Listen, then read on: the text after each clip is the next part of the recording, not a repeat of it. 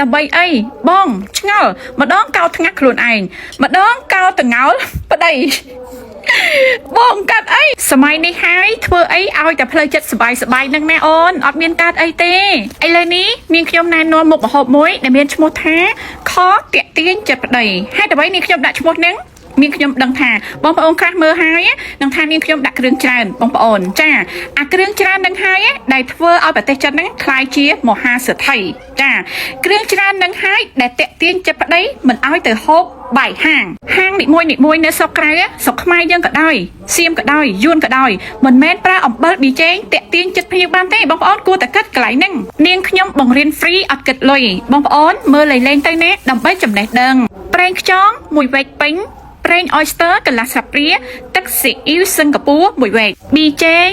ដុំស៊ុបរសជាតិមាន់ម្សៅស៊ុបរសជាតិមាន់ទឹកម្ទេសមួយវែកទឹកស៊ីអ៊ីវខាប់កន្លះវែកទឹកសសផ្អែម KFC មួយវែកខ្ញីខ្ចីហាន់ផ្ទាស់ដៃចាប៉ុណ្ណឹងមកគល់ជីបន្សុយប៉ុណ្ណឹងបុកជាមួយនឹងគល់ខ្ទឹមបុកជាមួយនឹងម្រេចម៉ត់ចាបន្ទាប់មកយើងដាក់ប្រេងម្ទេសរំលីងចាគ្រឿងពីហ្នឹងឲ្យវាឈ្ងុយហើយយើងដាក់ទឹកដោះគោខាប់បន្ទាប់មកគឺបងប្អូនចាបន្ថយហ្គាសបន្តិចសិនរៀបត្រីដាក់គ្រឿងអស់នឹងចូលហើយបងប្អូន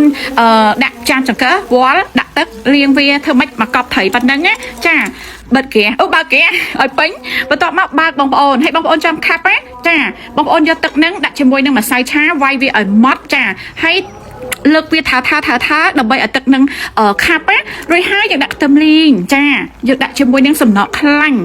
បងប្អូនអើយនាងខ្ញុំថានេះតាក់ទាញចិត្តប្តីបាទនៅផ្ទះមិនបាច់ទៅបាយហាងទេបងងៅរបស់នាងខ្ញុំសរសើរគ្រប់មាត់តែម្ដងថានាងខ្ញុំធ្វើមុខម្ហូបអីក៏ឆ្ងាញ់ដែរចំពោះត្រី1គីឡូកន្លះបងប្អូនមនុស្សស្រីឆ្លាតបងប្អូនគួរតែជ្រើសរើសអ្វីដែលសុខភាពនាងខ្ញុំសូមណែនាំ BJ Maii BJ សុខភាពផលិតមកពីប្រទេសកូរ៉េមានក្រុមហ៊ុន Samsung គឺជាអ្នកធានាសុំទោសផងណាបងប្អូនអត់ថតរោងចក្រឲ្យបងប្អូនមើលទេដោយសារតែថតច្បាស់ពេកបងប្អូនគឺបិទមកយូរតែម្ដង Facebook ឥឡូវចាប់ខ្លាំងអញ្ចឹងនាងខ្ញុំសូមធានាថា BJ Maii នេះគឺជា BJ សុខភាពពិតប្រាកដចាផលិតមកពីដើមអំពៅពិតតែម្ដងសាច់ BJ ល្អក្បោះហូបទៅសុវត្ថិភាពហូបទៅសុខភាពដល់គ្រួសាររបស់បងប្អូនខ្នាតតូច 10000 ខ្នាតធំកន្លះគីឡូ 15000អាចរកទិញបាន25ខេត្តក្រុងកន្លែងលក់ចាប់រួយណាកន្លែងខ្លះមិនទាន់ទៅដល់បងប្អូនចង់តំណែងយកដុំលក់រាយអីហ្នឹងនេះខ្ញុំដាក់លេខ Telegram Page នៅក្នុង comment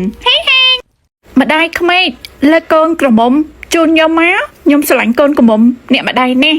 បានតាកូនឲ្យតាកូននេះចេះចំអិនមុខម្ហូបដោយសារតែនាងកូនរបស់នាងខ្ញុំនេះណាចេះតែហូបទេអត់ចេះចំអិនទេអញ្ចឹងហើយត្រូវការកូនប្រសាចេះចំអិនហើយឲ្យចេះចំអិនមុខម្ហូបបែបចិនទៀតមុខម្ហូបមួយនេះបងប្អូនដាក់ឈ្មោះទៅណាចំពោះនាងខ្ញុំចំអិនចាបង្ហាញដើម្បីអូនកូនចង់ធ្វើកូនប្រសានាងខ្ញុំត្រូវចេះមុខម្ហូបមួយនេះគៀ1គីឡូ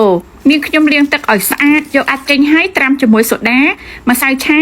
ជាមួយនឹងស្ករសហ្នឹងដើម្បីឲ្យបង្គាមានជាតិផ្អែមចាដោយសារតែបង្គាចិញ្ចឹមហើយដាក់ម្សៅឆាជាមួយនឹងទឹកសូដាហ្នឹងត្រាំមួយទឹកកកហ្នឹងដើម្បីឲ្យសាច់វាស្រួយចិញ្ច្រាំវាឲ្យម៉ត់រួចហើយដាក់ជាមួយនឹងគល់ខ្ទឹមនិងស្លឹកខ្ទឹមបន្ទាប់មកដាក់ជាមួយនឹងម្សៅស៊ុបម្រេចម៉ត់បន្ថែមជាមួយនឹងប្រេងល្ងប៊ីចេងប្រេងខ្យងស្ករត្នោតបន្តិចមកជាមួយនឹងខ្ទឹមសច្របាច់វាឲ្យវាម៉ត់បងប្អូនណាហើយបន្ថែមជាមួយនឹងទឹកដោះគោខាប់ម្សៅស៊ុបដុំរសជាតិមាន់បន្តិចមកច្របល់វាឲ្យសព្វរួចហើយទុកក្នុងទូទឹកកកចំនួនកន្លះម៉ោងដូចគ្នាសម្បកបាញ់ត្រាំងកាត់ជា2ជ្រលក់ទឹកភ្លាមលើកផ្លែតតែម្ដងហើយដាក់មួយស្ភាដាក់ម្រេចខ្ចីក៏បាននេះខ្ញុំអត់មានម្រេចខ្ចីដាក់ម្រេចគ្រាប់ចាចងជាមួយនឹងស្លឹកខ្ទឹមចំហុយរយៈពេល10នាទីអាហ្នឹងនេះខ្ញុំគិតថាទឹកនឹងពុះហើយដាក់ចំហុយផ្ទៀងផ្ទាត់10នាទីស្រោចជាមួយទឹកសសមួយនេះអូយឆ្ងាញ់ណាស់ខ្ទឹមសស្លឹកខ្ទឹមប្រេងម្ទេសទឹកស៊ីអ៊ីវឆ្ងាញ់សិង្ហបុរីទឹកខ្មុំប៊ីចេងប្រេងម្ទេសប៉ុណ្ណឹងរសជាតិឆ្ងាញ់បងប្អូននេះខ្ញុំធានាជូនណាបើសិនជាកូនណាចង់ធ្វើកូនប្រសាអ្នកម្ដាយត្រូវចេះមុខម្ហូបមួយហ្នឹងចាមុខម្ហូបមួយហ្នឹងកូនស្រីរបស់នាងខ្ញុំក៏ចូលចិត្តលោកប្តីនាងខ្ញុំក៏ចូលចិត្តដោយសារតែមុខម្ហូបមួយហ្នឹងមុខម្ហូបសុខភាពហេ